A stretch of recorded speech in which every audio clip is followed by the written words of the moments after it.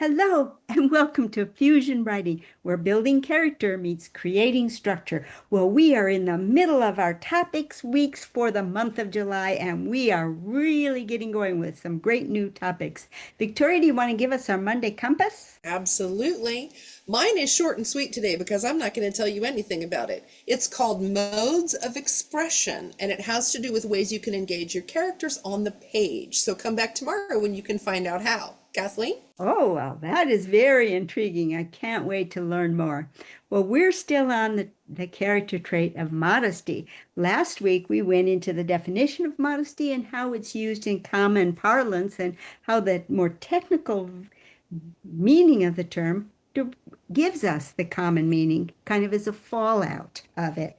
Well, we're going to go a little bit deeper this time. And when you come back tomorrow, because we're going to be talking about the voices of modesty, the struggle, and the states of victory and loss. So be sure you come on back tomorrow where we are going to be talking about modes of expression meets modesty.